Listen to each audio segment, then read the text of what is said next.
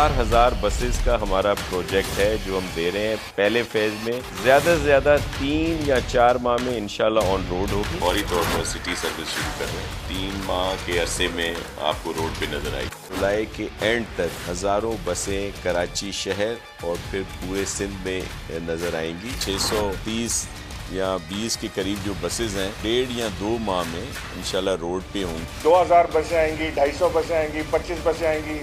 13 सालों में एक बस कराची के लिए नहीं आई। ये वो मंसूबे हैं जिनकी सालों से नहीं दहाइयों से कोशिश की जा रही थी और वो नहीं हो सक रहे थे। दोनों सूबाई और वफाकी हुकूमतों ने मिलकर फैसले किए हैं। नवंबर के महीने के अंदर कराची का पहला BRT प्रोजेक्ट ग्रीन लाइन जो है उसका आप इफ्तिताह करेंगे। कराची के मसलों के लिए फिर से फेडरल गवर्नमेंट और सिंध को बिल्कुल मिलकर चलना पड़ेगा। पॉलिटिकल डिफरेंसेस के बावजूद हमें मुल्क की खातिर, सिंध की खातिर इसको पूरी तरह कराची में इकट्ठे मिलकर चलना पड़ेगा।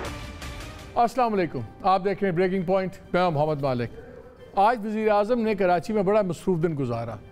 उन्होंने उसकी फाउंडेशन लेइंग भी की, कराची सर्कुलर रेलवे की, और आज इंटरेस्टिंग चीज़ ये थी कि लास्ट 2 ट्रिप्स में सिंध के चीफ मिनिस्टर को नहीं बुलाया गया था, लेकिन आज उनको इनवाइट किया गया था उस सेरेमनी में। बट इंटरेस्टिंगली उनको तकरीर नहीं करने दी गई। जब एक तरफ अच्छी अच्छी बातें हो रही थी, असद उमर भी कर रहे थे, सब प्राइम मिनिस्टर ख़ुद कर रहे थे, उधर दूसरी तरफ जो इनकी मीडिया मिल थी, पीपल्स पार्टी का जो ऑफिशियल अकाउंट है, उस पर खौफनाक ट्वीट्स चल रहे थे, जिसको हम कहते हैं ना, लीरें उतार रहे थे वो तमाम प्रोजेक्ट की कि जी ये धोखा हो रहा है, ये प्रोजेक्ट बिल्कुल जाली है, कुछ ट्रैक की मुरम्मत करके सब कुछ, ये सब कुछ साथ साथ चल रहा था। तो सवाल ये उठता है कि अगर इतना मिसट्रस्ट है तो क्या कराची में दोनों काम कर सकेंगे?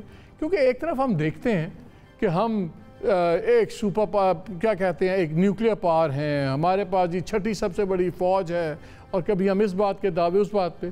फिर कराची में इतनी एक्साइटमेंट क्यों है कि सिर्फ 30 बसें आ गई हैं 3 साल बाद, तो PTI जो वो 40 बसें आ गई हैं, वो खुशी से नहीं समाते। एक ट्रेन जो भी शुरू नहीं हुई उसको एक मार्का बनाया जा रहा है। एक शहर जहाँ से 21 में से 13 सीट्स इन्होंने ली हैं PTI ने। क्या is it too late too little? इन तमाम चीज़ों में बात करेंगे। और एक जो इम्प्रेशन बन रहा है कि इनके लोग भी शामिल हो रहे हैं पीपल्स पार्टी में, तो क्या इस्टेब्लिशमेंट की फेवरेट जमात बनती जा रही है?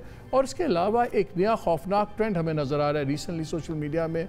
बहुत से पॉलिटिशियंस की गैर अखलाकी वीडियोस, ऑब्वियसली हमें नहीं पता कि डॉक्टर्ड हैं, असल हैं, क्या हैं, ये तो फोरेंसिक से पता लगेगा, लेकिन एक ख़ास ट्रेंड नज़र आ रहा है। क्या एक ख़ास तबके को, क्या एक ख़ास पॉलिटिकल डिसिप्लिन को बदनाम करने की कोशिश की जा रही है? अगर है तो क्यों, कौन? इन तमाम चीज़ों में बात करेंगे। मेरे साथ बड़ा इंटरेस्टिंग पैनल है। Senator Shibli Faraz, federal minister for science and technology, बहुत शुक्रिया। हमें कमर ज़मान कायरा साहब ने ज्वाइन किया हुआ है, former minister of information broadcasting, senior leader हैं Pakistan Peoples Party. Mazhar Abbas senior journalist analyst हैं, ये भी हमारे साथ हैं। कायरा साहब अस्सलाम वालेकुम। जी वालेकुम सलाम मालिक साहब। कायरा साहब एक बात तो बताएं, बसें आप नहीं लाए, 10 सालों में एक बस नहीं दी आपने कराची को, PTI वाले ले आए, तब भी उनको आप लोग उन पे नाला हैं। आज कराची सर्कुलर रेलवे का उन्होंने लॉन्चिंग की है, उसके संगे बुनियाद रखा है किसी प्रोजेक्ट के लिए, उस पर आपकी पार्टी ने सांस चढ़ गया पार्टी को ट्वीट कर करके कि जी ये धोखा हो रहा है, सब कुछ हो रहा है। सर्कुलर रेलवे जैसी भी है, रिवाइव तो बहरहाल फेडरल गवर्नमेंट कर रही है, तो लोग कह रहे हैं ना आप खुद करते हैं काम, अगर कोई दूसरा करे तो उसको भी बुरा कहते हैं। मतलब पर ये अनफॉर्चुनेट है, हम जो भी जमात हुकूमत में होती है, अपोजिशन की जमातें उसके साथ जो सलूक करती हैं, जिस तरह फेडरल गवर्नमेंट पंजाब की हुकूमत के साथ या PTI पंजाब की हुकूमत के साथ सिंध गवर्नमेंट के साथ कर रही है, वही उसका रेप्लिका आपको यहाँ भी नजर आता है, जो अफसोसनाक है। ऐसा होना नहीं चाहिए। कराची के बेशुमार मसाइल हैं, कराची सर्कुलर रेलवे बहाल होने जा रही है, बहुत आला कदम है, होना चाहिए, अप्रिशिएट करेंगे। तहफ़्फ़ुज़ात अगर हैं तो ज्यादा बेहतर होता, आप मेरी जगह किसी सिंध के हमारे मिनिस्टर को लेते या उनके रिप्रेजेंटेटिव को लेते तो वो आपको करंट अपडेट दे सकते। मुझे सर्कुलर रेलवे के बारे में या बसेस के बारे में कोई अपडेट है नहीं मेरे पास करंट, कि मैं उस पर कोई टमक टोइयां मार के आप तय करूं, ये गलत बात होगी। लेकिन जो भी करे, ये बात दुरुस्त है कि प्रोविंशियल गवर्नमेंट के पास इतना रिसोर्स नहीं है, और माजी में की गवर्नमेंट में भी और इस गवर्नमेंट में भी कभी 600 अरब कभी 1200 अरब के मंसूबों के ऐलान तो किए गए, लेकिन वो मंसूबे वहाँ पहुंचे नहीं।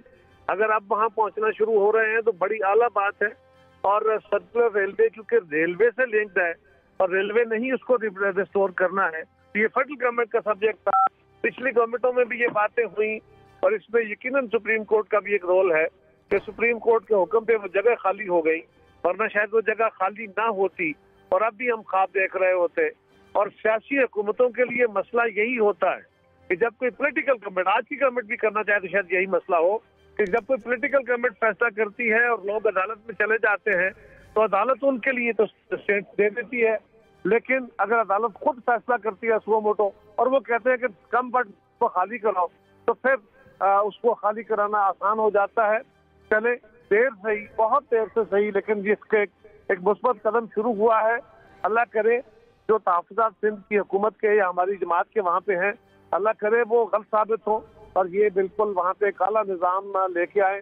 फिर भी मैं कहूँगा कि इसके ऊपर अगर करंट सवाल का जवाब लेना हो तो सिंध के किसी दोस्त को ले लेता। उनको हम ले रहे हैं, हमको ले रहे हैं। हमारी वो मुर्जा वहाब से भी हम बात करेंगे, आपसे जरा अभी दूसरी भी सियासी डेवलपमेंट की बात करनी है। लेकिन सेनेटर साहब आप, लेकिन इसका मुझे पता नहीं है असल में। ठीक है सेनेटर साहब, लेकिन आप बताएं इतना शोर किस बात का? 30 बसें आपने 13 तो आपने सीटें ली हैं 21 में से, तो 13 बसें तो उसकी निकल गई ना। मतलब आप 3 साल बाद ये आपके पास दिखाने के लिए कराची में कि हम 30 बसें हमने दे दी हैं, हम 40 बसें हमने दे दी हैं और ये ट्रैक भी हम शुरू कर देंगे। बाकी कराची में आपने किया क्या? देखें मालिक, बात ये है कि हमारी हुकूमत की ये कोशिश रही है कि हम कराची के अवाम को, जो कि माजी में एक नेगलेक्ट का शिकार हुए हैं और ख़ास तौर पे पीपल्स पार्टी ने तो तकरीबन कराची को डिसोन किया हुआ था due to different political reasons, या जो माजी में MQM की हुकूमत थी वग़ैरह वग़ैरह। अब जो है तो हम जो आपको थोड़ा बहुत काम भी नज़र आता है सिंध में या कराची में जो कि पीपल्स पार्टी कर रही है, तो उसका भी शुक्रिया हमें मिलना चाहिए, क्योंकि ये तो पहले काम करते ही नहीं थे। अब जब उन्होंने देखा है कि फेडरल हुकूमत एक्टिव हो गई है और उन्होंने, और देखें ये बसें तो ये सिंबॉलिक हैं लेकिन ये बड़ी अहम है, ये उस जर्नी का एक वो है कि इब्तिदा है जो कि सिंध कराची के अवाम के लिए फेडरल हुकूमत करना चाहती है। बिकॉज़ कराची एक बहुत ही अहम शहर है और उसके लिए जो उसको जो तवज्जो दी गई है वो माजी की हुकूमतों में बहुत ही कम दी गई है। तो हम अब देखें, अब रेलवे का जहाँ तक ताल्लुक़ है ये छोटी बात नहीं है, इसमें ये काम पहले भी हो सकता था, ये बसें पहले भी आ सकती थी। अगर पीपल्स पार्टी की गवर्नमेंट को ये शिकवा है कि ये तो जी हमने कंसीव किया था या हमने ये KCR के प्रोजेक्ट को हमने किया था, तो मतलब है कि व्हाट वाज स्टॉपिंग देम, मतलब है क्यों नहीं उन्होंने किया क्यों नहीं है। ये तो हमारी हुकूमत आपने भी 3 साल बाद ये परफॉर्मेंस है टोटल 30 बसें और एक ट्रेन जो आने वाली है। अभी 2 साल रहते हैं इंशाल्लाह। आप देखें कि कराची के अवाम को उन्होंने हम पे जो एतबार किया और हमें जो उन्होंने सपोर्ट किया, तो हम वो सपोर्ट को इंशाल्लाह रिस्टोर भी करेंगे और 2 साल से कम है, 1-2 महीने कम ही है, 2 साल पूरे नहीं रहते। चलें वो कहते हैं जो 3 साल में आपने तोप नहीं चलाई तो अगले 2 साल में नहीं, ये बात ये नहीं होती है। देखिए शुरू का टाइम होता है, आपको पता है कि हमारी हुकूमत किस किस्म के मसाइल से, क्या मसाइल थे आपको पता है। आपकी इकोनॉमी की बुरी हालत थी, उसको स्टेबलाइज करना था, फिर आपको कोविड आ गया। स्टेबल हो गई है, बिल्कुल हो गई है। जिस तरह सिचुएशन में थे, जो ट्रेड डेफिसिट फिर आपका बिलियन से चला गया, डॉलर आज $172, आज 172 तारीख का हाईएस्ट तरीन। स्टॉक मार्केट आपकी कॉन्स्टेंटली गिर रही है पिछले एक हफ्ते से। देखिए स्टॉक मार्केट हमेशा कोरिलेट करती है इंटरेस्ट रेट से। जब इंटरेस्ट रेट्स ऊपर जाते हैं स्टॉक मार्केट नीचे जाती है, that you know as a. आपकी तो स्टॉक मार्केट इंटरेस्ट रेट ऊपर जाने से पहले गिर गई थी। नहीं, देखिए मार्केट उसमें ऑलरेडी फैक्टर इन करती है मालिक। फैक्टर इन मार्केट को, मार्केट की जो इंटेलिजेंस है वो बहुत बेहतर होती है, वो ऑलरेडी उसको फैक्टर इन करती है कि जो रेट है उसका, स्टेट बैंक का जो रेट है वो बढ़ने वाला है। आपको पता है ना, इस महीने चौथी बारी प्राइसेस रिव्यू की है ये यूटिलिटी स्टोर्स ने अपनी कीमतें, एक माह में चौथी बार। महंगाई अरूज पे चली गई है, हाईएस्ट रेट है आटे का, हाईएस्ट रेट है चीनी का। देखिए आपकी जो है इन्वेस्टमेंट्स हैं, डायरेक्ट फॉरेन इन्वेस्टमेंट्स, वो गिरी हुई है। आपका ट्रेड डेफिसिट बढ़ गया, आपका डॉलर तारीख का बेहतरीन है। अगर मतलब if you want you can go on forever, देखें बात ये है कि तो अगर आप चीजों को नहीं, यार इकोनॉमी संभल गई है, ये बिल्कुल संभल गई है। देखें आप मुझे ये बताएं मालिक कि आपको पता है कि आप पूरी दुनिया का भी जरा पर्सपेक्टिव दें ना कि दुनिया में कितनी क्या क्या चीजें हुई हैं। कोविड ने आपको, covid has played havoc with the whole world, don't you know? है कमोडिटी प्राइसेस इंटरनेशनली हाईएस्ट नहीं है इस वक्त लेवल पे। क्या बाकी ममालिक में महंगाई नहीं हुई है? चीनी किसने एक्सपोर्ट करवाई थी जो आप इंपोर्ट करवा रहे हैं? आपकी गवर्नमेंट एक्सपोर्ट करवाई? ओहो, आपकी गवर्नमेंट ने इजाजत दी थी भाई। नहीं, देखें बात ये है कि उसको वो अब एक पुराना किस्सा हो गया। अब आप पुराना किस्सा क्यों? ऐसी गवर्नमेंट के किस्से, इसी गवर्नमेंट के किस्से हैं जिस जमाने में ये की गई थी। उस पर शुगर रिपोर्ट भी है और सब चीजें हैं। गवर्नमेंट पंजाब में तो माशाल्लाह इतने सियाने हैं कि जब आप गंदम खरीद रही थी उस वक्त सेक्रेटरी आपने अपने खुराक के चेंज कर दिए। बाकी तो छोड़ें, यहाँ तो बंदे ही आपके ऑफिसर्स नहीं होते, आपके रोज तबादले होते हैं। गवर्नमेंट चल रही कैसे है भैया? नहीं, क्यों नहीं चल रही है? बिल्कुल अल्हम्दुलिल्लाह बिल्कुल ठीक चल रही है। और जो मसाइल आपको पता है जो इस मुल्क के हैं, जो इस मुल्क के थे, जिसको कि हम रिस्टोर कर रहे हैं। ये कहना कि जी ये चीज़ें आपने जब कोविड जैसे एक ऐसी सिचुएशन जिसको कि पाकिस्तान दुनिया में सबसे बेहतरीन टॉप 3 ममालिक में तो फायदा हो गया। उसको सिल्वर लाइनिंग थी हमारे लिए कोविड। हमारे लिए कोविड टेक्सटाइल एक्सपोर्ट्स के लिए सिल्वर लाइनिंग निकली है। अच्छा, मतलब है कि जो अच्छा काम हुआ है उसमें कोई हमारा हाथ नहीं था, जो बुरा हुआ है उसमें हमारा हिस्सा था। जहां कोविड ने आपको नुकसान दिया, कोविड ने आपको फायदा ही बहुत दिया। देखें कोविड मैं आपको ये बता रहा हूं, देखें कोविड से ज्यादा नुकसान हुआ है भाई। आपको पता है कि आपको कितनी अनएम्प्लॉयमेंट हुई है, कितनी बिजनेसेस बंद हुई है। मैं आपके पास 2 मिनट में आ रहा हूं। मैं कमर जमान साहब को ले लूं क्योंकि अब सब्जेक्ट थोड़ा सा हिल गया है। कमर जमान साहब वो कह रहे हैं, कारा साहब, शिबली साहब के सब बेहतरीन है, इकॉनमी संभल गई है, सब अच्छा है। नहीं तो मुझे आप फिगर्स तो कोट करने दें ना कि जो अच्छे कारा साहब बोल लें, फिर आप कर लें। ठीक है जी कारा साहब। जी मालिक साहब। शिबली साहब कह रहे हैं कि इकॉनमी संभल गई है, सब अच्छा है, बेहतरीन काम हो गया। हाँ, रोम चल रहा था और मेरो बांसुरी बजा रहा था। इसी को कहते हैं ना कि खल्क़ खुदा जो है वो सरापा एहतजाज है, वो दुआइयां दे रही है। आप जरा कैमरा दे के भेजे, जितने सर्वेज आए उनको देखते लोग क्या कह रहे हैं। और हुक्मरान वक्त को ऐसा ही होता है, उसको सब हरा हरा नजर आता है। और दूसरी बात यह है मालिक कि ये कहते थे कि 200 अरब डॉलर हम बाहर से लाएंगे, जो पड़ा हुआ है कोई $1 नहीं ला सके। खुद वजीर आजम साहब और असद उमर साहब जलसों में तकरीरें करके इनके मैनिफेस्टो में है कि हम बिजली के ऊपर इतना टैक्स है, हम पर यूनिट टैक्स खत्म कर देंगे और बिजली सस्ती कर देंगे। तेल के ऊपर टैक्स है, बड़ा जुल्म हो रहा है, पेट्रोलियम लेवी लगी हुई है, फला है, हम इसको खत्म करेंगे और पेट्रोल सस्ता कर देंगे। इसी तरह गैस के बारे में कहा करते थे। ये मैंने तो नहीं कहा था, ना मालिक ने कहा था, ये तो वजीर आजम साहब ने कहा था। फिर उन्होंने कहा था कि जी ये तो बड़े बुरे सियासतदान है, लोग इनको टैक्स नहीं देते, हम आएंगे तो लोग लाइनों में लग के टैक्स देंगे। और वो देख लीजिए कि टैक्स रेवेन्यू जितने आदाब आज तक रखे हैं, 1 दफा 2 दफा 3 दफा रिवाइज करके हार्डली अभी तक ये हमारा जो मुस्तबीक के दौर का आखिरी फिगर था उसके कहीं नजदीक ही आगे पीछे घूम रहे हैं। उससे ज्यादा ये फिगर अभी तक ले जा नहीं पाए। थोड़ा बहुत अगर फर्क आया भी है तो 3 साल में जा रहे। चौथी गुजारिश ये है कि रोजगार तो इन्होंने देने थे। ये तो कहते थे कि हमने जी हाउसिंग सेक्टर में इतना बड़ा इन्वेस्टमेंट करा दी है और देखिए जी इतनी गाड़ियां बिक गई हैं, इतने मोटरसाइकिल बिक रहे हैं, ज्यादा सब भरा हरा नजर आ रहा है। अब गाड़ियों की भी वाज़ेह बात आ गई कि जितनी लोनिंग हुई है, लोगों ने गाड़ियां खरीद ली है, मोटरसाइकिल किस्तों पे चल रहे हैं। क्या आपने पूरा मुल्क किस्तों पे ही चलाए रखना है?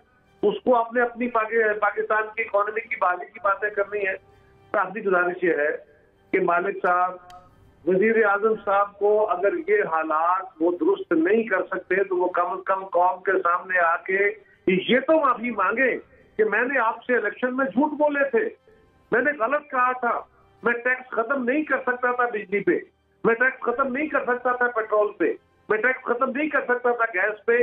ये पाकिस्तान की इकोनॉमी में नहीं हो सकता। इस बुनियाद पे हमने वोट दिए हुए थे। वो गलती की माफी तो मांगे ना कौन से। हाँ, पाकिस्तान एक मुश्किल सूरत हाल में था, आज भी है, लेकिन ये बताइए कि एडमिनिस्ट्रेटिव फेलियर भी तो बहुत बड़ा है ना।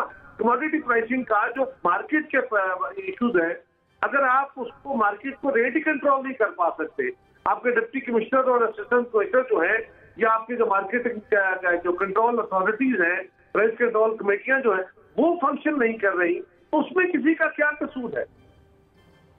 अच्छा, चलें इस पर मैं बात करता हूँ। मैं ज़रा अभी आपसे जवाब लेता हूँ। मज़हर अब्बास से बात कर।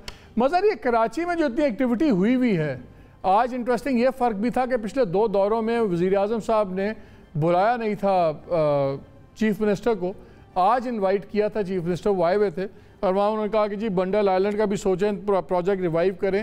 ये क्या है, टू लिटिल टू लेट हो रहा है कि वाकई इसका कोई इम्पैक्ट होगा जो सब कुछ ये इतना एकदम एक्टिविटी शुरू हुई है कराची में? शुक्रिया मालिक। एक तो आज जो टोन थी वो बहुत बड़ी बेहतर थी, पॉजिटिव टोन थी जो प्राइम मिनिस्टर की। मैं उस तकरीब में मौजूद था और जो जेस्चर था उनका कि उन्होंने एक तो ये कि chief minister along with some of his provincial minister Saeed Ghani, Nasir Shah और मुर्तज़ा वहाब भी वहाँ मौजूद थे।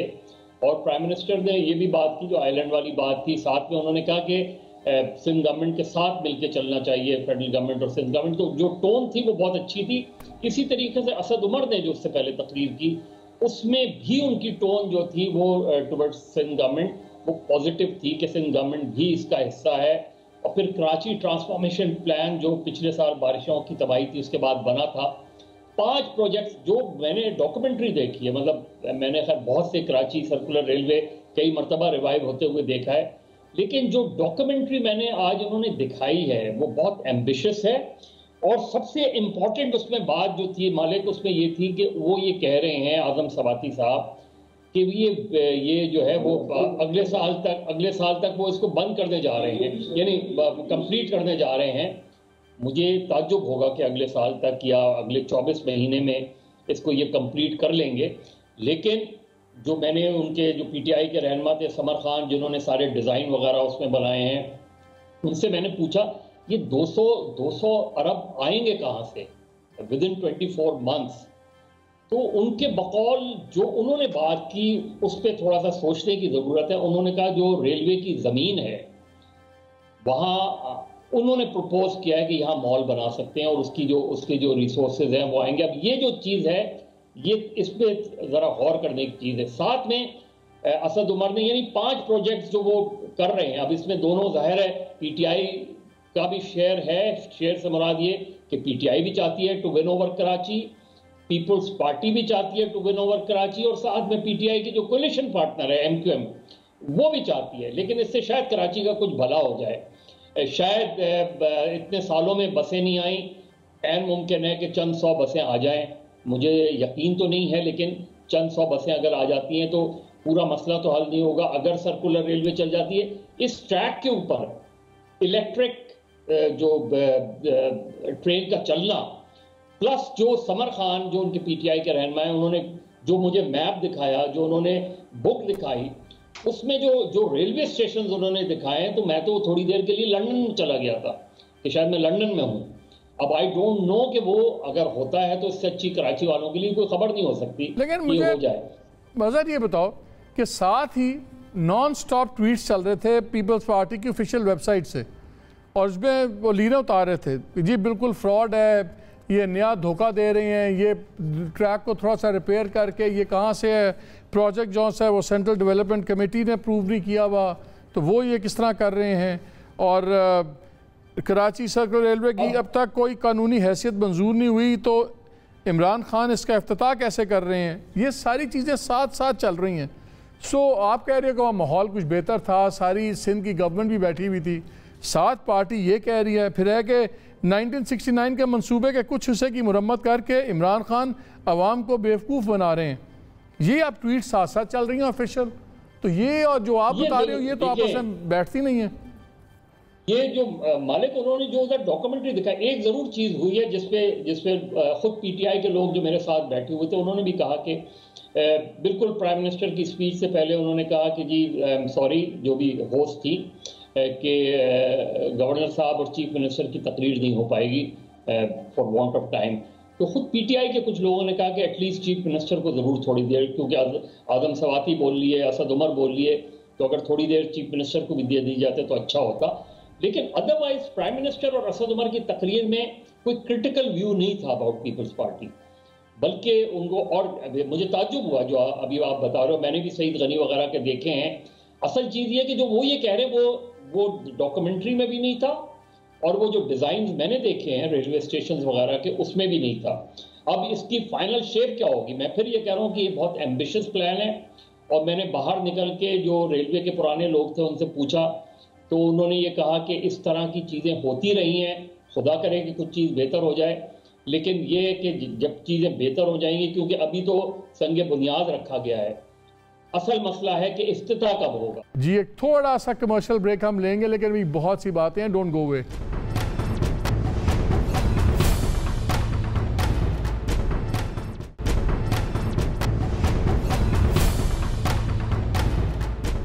जी खुशामदीद एक बार फिर शो में। सीएम अगर बोल लेता तो कौन सी क़यामत आ जानी थी?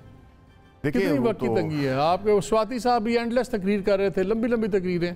देखें जी, इशू ये नहीं है, इशू ये है कि कराची की प्रोग्रेस के बारे में कराची को वो मकाम दिलाना जिसका कि वो मुस्तहिक है, जो कि इग्नोर रहा है इतने अरसे तक, जबकि इन्हीं की हुकूमत थी। पिछले 13 साल से ज़्यादा इनकी हुकूमतें वहाँ पे रही हैं। तो चाहिए था कि ये तो कराची को बिल्कुल सर आंखों पे लेके मेरा सवाल पहले ये है, आपका सवाल तो chief executive of the province, क्या आप उसको 5 मिनट भी नहीं दे सकते थे? इतनी कौन सी टाइम की तंगी थी? ये यार कोई इतना अहम इंपॉर्टेंट क्यों नहीं है? नहीं है ये अहम सवाल भाई, ये सिंबलिज्म होती है और क्या होता है, ऑप्टिक्स क्या होती हैं?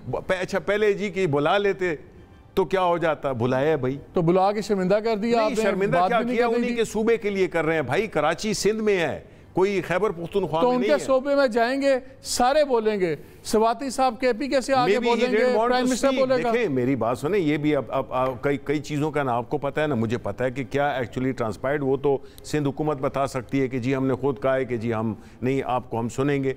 आए बड़ा अच्छा जेस्चर है, आना चाहिए था, बिकॉज उन्हीं के सूबे के लिए। देखिए फेडरेशन तो काम कर रही है उसके सिंध के सूबे के लिए। प्रैक्टिकली खत्म कैसे करेंगे 2-1.5 साल के अंदर? देखें जब चीज़ शुरू होती है इंशाल्लाह ख़त्म भी होगी, और हमारी तो पूरी यही कोशिश होगी कि जब 2 साल ख़त्म होने को आए तो ये प्रोजेक्ट एक ऐसी स्टेज पे चला जाए जिसमें कि वो बिल्कुल ना रिवर्स हो सके ना वहाँ पे रुक सके। पहले ये होता है कि जी काम होता नहीं है, जब काम शुरू करते हैं हम करते हैं, फिर आप कहते हैं जी ये बनेगा कैसे? जिस तरह जी इलेक्ट्रॉनिक वोटिंग मशीन्स, अच्छा जी इतनी, तो फिर ये तो इसमें तो बड़ा खर्चा आएगा।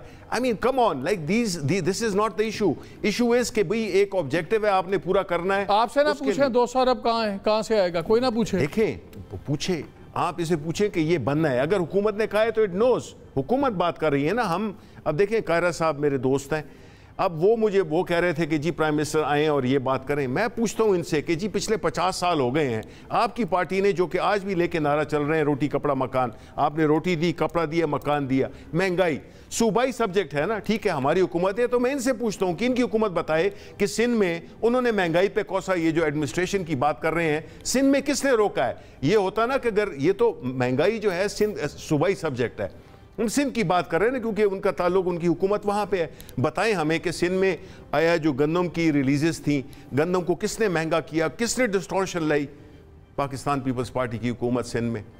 शुगर में इन्होंने किया। ये देखें, और ये जो आप बता रहे हैं कि एक तरफ जो है ना ये इमेजिंग ये करते हैं कि जी ये तो बड़े बिल्कुल आ गए, बड़ी उन्होंने एक उसका मुजाहरा किया, बड़ी जनरोसिटी की कि आ गए।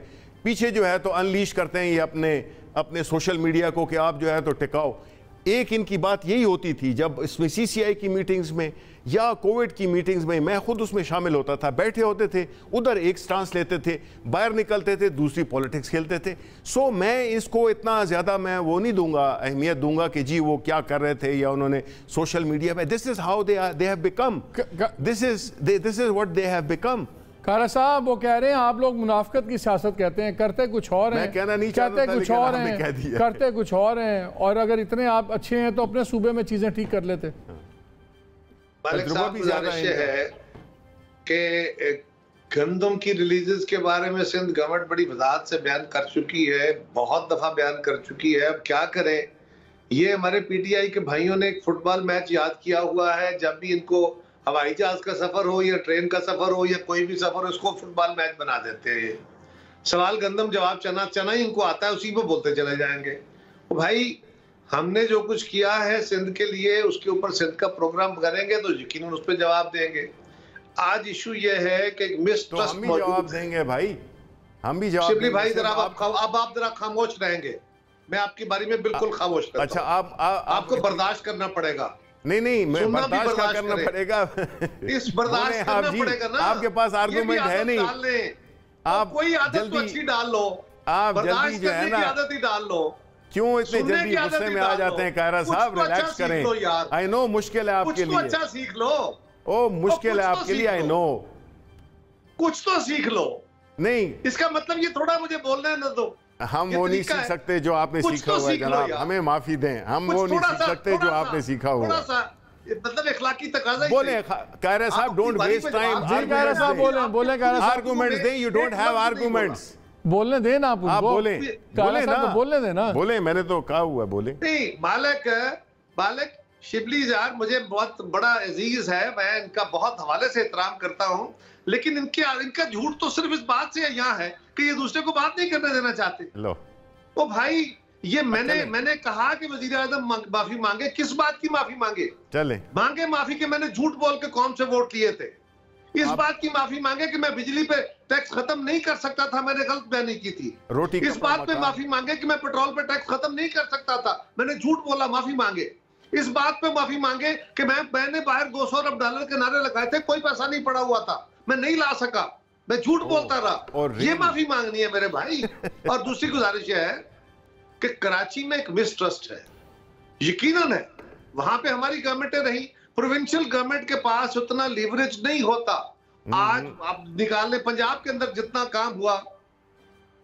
भी काम हुआ उसमें मेजॉरिटी फेडरल गवर्नमेंट के प्रोजेक्ट्स थे।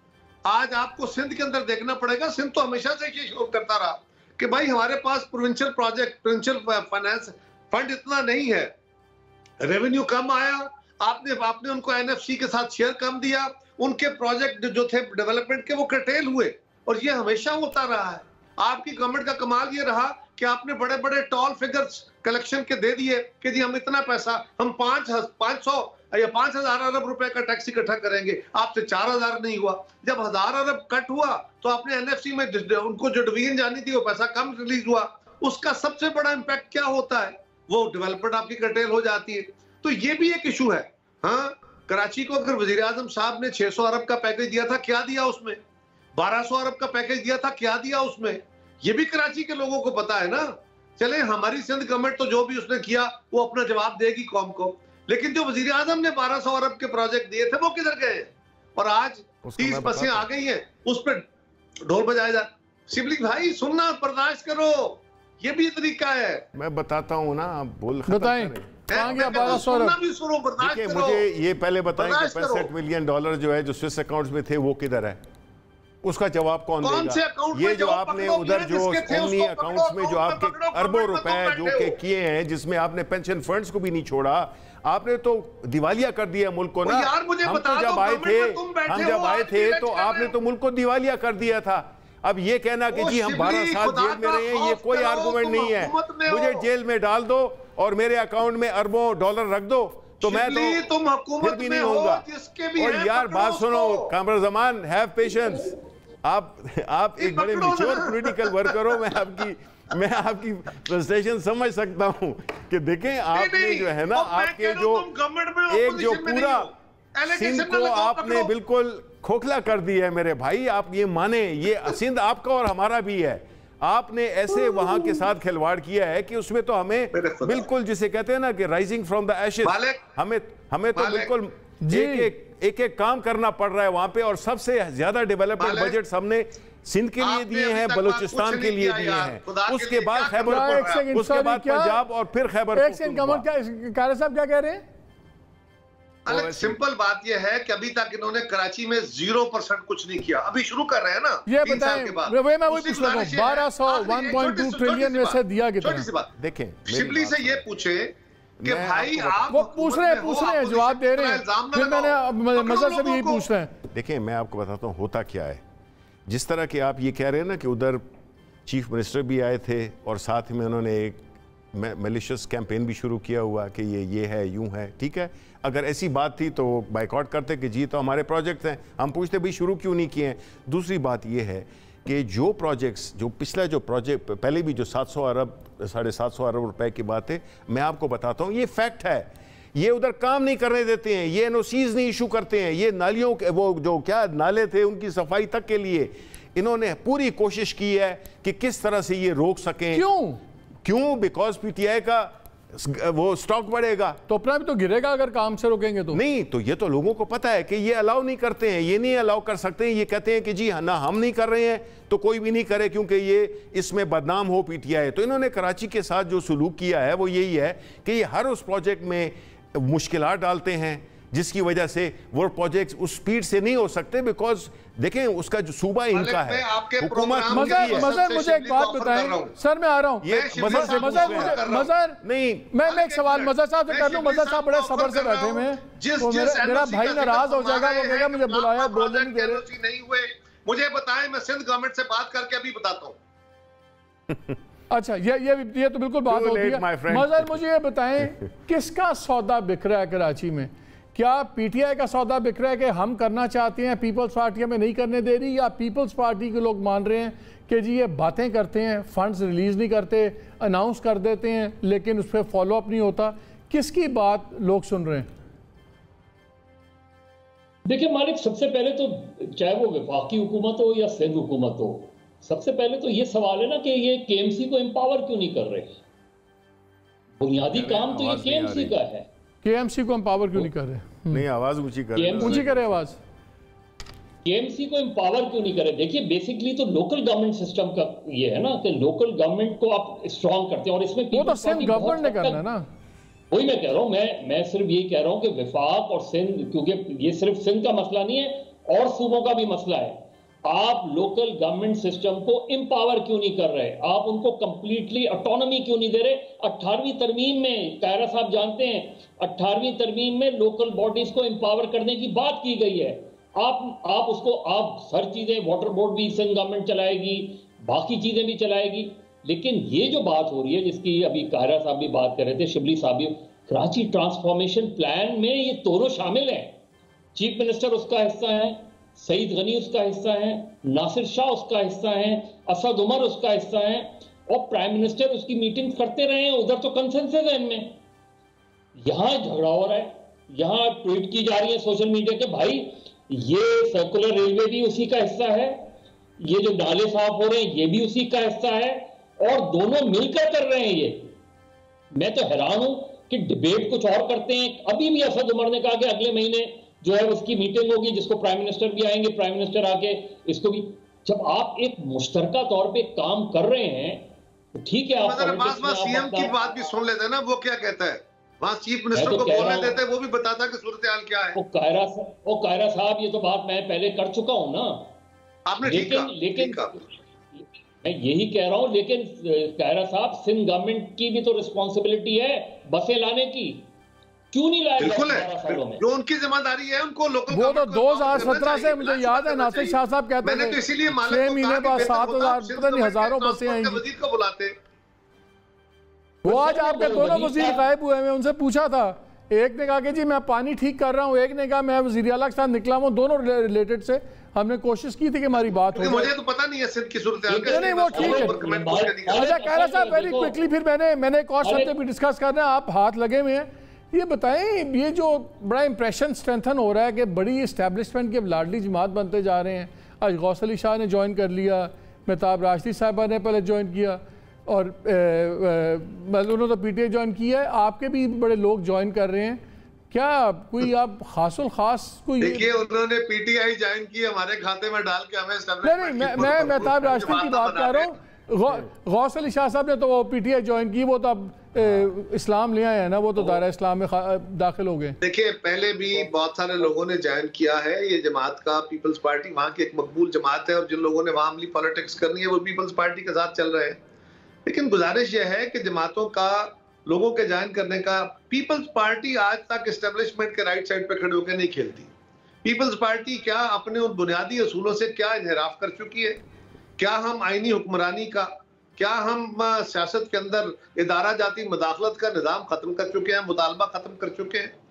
क्या हमारे ऊपर कोई इल्जाम आप दे सकते हैं कि हमने कभी साजिश करके एस्टेब्लिशमेंट के साथ हुकूमत ली हो? हाँ, कंप्रोमाइज जरूर हुए हैं, और वो लोगों के वोट लेने के बावजूद वो मजबूरियां जरूर रही। वो आप दोनों, आप और मदर अब्बास मुझसे ज्यादा बेहतर जानते हैं। यहाँ पे वक्त एक छोटी सी ब्रेक का, स्टे विद अस।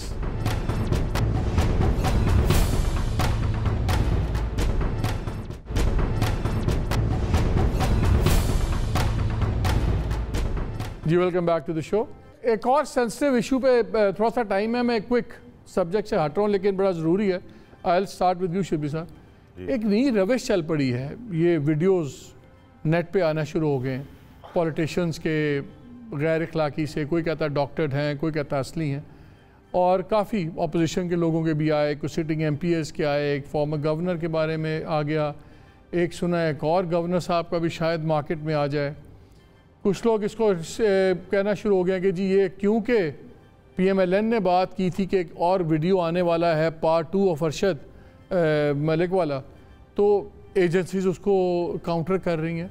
हमें नहीं पता हकीकत क्या है क्या है, लेकिन ये ट्रेंड बड़ा ही ख़तरनाक ट्रेंड है एंड दिस इज़ रॉन्ग।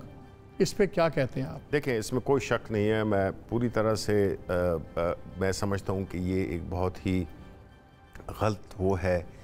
इससे जो है तो एक पूरी सोसाइटी में एक, यही तो हम हमारे प्राइम मिनिस्टर साहब बात करते हैं कि ये जो चीज़ें हो रही हैं जो सोशल मीडिया पे, ये तरीका, ये कोशिश, ये बिल्कुल नहीं होनी चाहिए। बिकॉज़ ये मतलब इन शॉर्ट मैं कंडेम करता हूँ इस किस्म के जो चाहे किसी पार्टी से भी हो। मैं ये नहीं कहूँगा कि ये किसी एक पार्टी का, नो, मतलब है कि कोई भी पार्टी का हो। आई थिंक ये ट्रेंड जो है ना बहुत बुरा ट्रेंड है। कायरा साहब, आप कैसे देखते हैं जो ये चल रहा है? क्या आप इसको कोई पैटर्न देख रहे हैं इसमें, या आपके ख्याल में ये चांस की बात है कि एकदम 3-4 वीडियोज़ इस तरह की सोशल मीडिया पे आ गई हैं और सुना जा रहा है शायद 1-2 और भी आ रही हैं? ये बहुत ख़तरनाक नहीं होगा इस मुल्क के सियासी कल्चर के लिए? मालिक साहब, इस मुल्क का सियासी कल्चर वैसे ही बर्बाद हुआ पड़ा है। सियासत और सियासतदान वैसे ही गाली बन गए, और अब मजीद अगर कोई कसर रह गई है तो वो जो ट्रस्ट ऑफ, देखे ना, जब लोगों का अपने निज़ाम के ऊपर, अपने इदारों के ऊपर, और वो पॉलिटिकल इदारे या जमातें या अफराद जिन्होंने सारे निज़ाम को चलाना है, उनके ऊपर लोगों का ट्रस्ट पहले ही बहुत कमज़ोर हो चुका। अब मजीद अगर ख़त्म हो जाएगा तो उससे आपका पूरे मुल्क का जो सोशल फाइबर है वो भी बर्बाद होगा, पॉलिटिकल फाइबर भी बर्बाद होगा। और एक बात याद रखिए, आप बहुत सारे तजर्बे करके देख चुके हैं, ना तो इस मुल्क को सियासतदानों के अलावा जुडिशलाइज करके चलाया जा सका है, ना ही मिलिटराइज करके चलाया जा सकता है। आप जब तक पॉलिटिक्स को चलने नहीं दिया जाएगा, उसके ऊपर लोगों का ट्रस्ट होगा। सियासतदान का एहतसाब करें जेन्युइन। ये जो मीडिया का अब्यूज ऑफ मीडिया हुआ है ना, सोशल मीडिया, ये तो शिबली साहब की जमात खुद उसकी सबसे बड़ी मुल्ज़म है। इन्होंने सबसे बड़ा ये ट्रेंड शुरू किया है। लेकिन आज ये अफसोसनाक है, तकलीफदेह है, और इससे सियासत और बदनाम होगी, मुल्क की बेहतरी नहीं होगी, पॉइंट स्कोरिंग जरूर होगी, मेरी शक्ल, आपकी शक्ल, किसी और की शक्ल खराब हो जाएगी, लेकिन ओवरऑल पॉलिटिकल कल्चर या आपकी जो गवर्नेंस में लोग होते हैं, अगर उनके बारे में ये तासर होगा तो ये तासर सिर्फ सियासतदान के बारे में नहीं है, Mazhar is there a method to this madness? क्या आपको नजर आ रहा है कि सियासत और सियासतदान बदनाम किए जा रहे हैं? जी वो तो नजर आ रहा है, लेकिन मालिक FIA क्या कर रही है? पैका किस लिए बनाया था? इसी काम के लिए तो बनाया था पैका, लेकिन वो काम क्या करती है पैका? वो डिसेंडिंग वॉइसेस को टारगेट करती है, वो ब्लॉगर्स को टारगेट करती है। ये काम था पैका का कि FIA अब तक मुझे नहीं पता FIA इस सिलसिले में क्या करती है। क्या उसने अरशद मलिक वाले सिलसिले में कुछ किया FIA ने? या अब जो इस तरह की वीडियोज आ रही हैं, FIA का बुनियादी काम ही यही था अंडर द पैका 2016 कि आप इन चीजों को ट्रैक करें। आपने देखे FIA ने नोटिस जो दिए, उनमें से कभी कोई इस किस्म की वीडियो लीक करने वाला नोटिस आपको शामिल नजर आता है? कुछ केसेस हुए हैं, लेकिन मेरा ख्याल है FIA को ज्यादा रिस्पॉन्सिबिलिटी शो करनी चाहिए। ये है असल टारगेट उनका, ये है जहां उनको ट्रैक करना चाहिए, ट्रैक डाउन करना चाहिए, और पॉलिटिकल पार्टीज को कलेक्टिवली, जिस तरह अभी शिबली साहब भी कह रहे थे, कलेक्टिवली कंडेम करना चाहिए इस तरह की। बिल्कुल करना चाहिए, ऐसे लोगों को भी, एक्स को भी करना चाहिए और इस अमल को भी करना चाहिए। ठीक, बिल्कुल। आप तीनों का बहुत शुक्र है। मैं इसी नोट पे ख़त्म करूंगा कि ये हमारी सोसाइटी में पहले ही बहुत फॉल्ट लाइन्स हैं। ये जो रविश है, आई होप और मेरी दुआ है कि ये कोई इंस्टीट्यूशनल नहीं है, ये इंडिविजुअल एक्ट्स हैं। इनको बिल्कुल FIA को इस पर एक्शन लेना चाहिए, करार बाकी सजाएं देनी चाहिए। एंड आई होप कि कोई भी पॉलिटिकल पार्टी पॉइंट स्कोरिंग नहीं करेगी, क्योंकि ये बात फिर हमें नहीं पता कहाँ जाके रुकेगी, और एक बड़ी खौफनाक रविश बनाएगी सोसाइटी में जो कोई भी अफोर्ड नहीं करता। इजाज़त दीजिए, अल्लाह हाफ़िज़।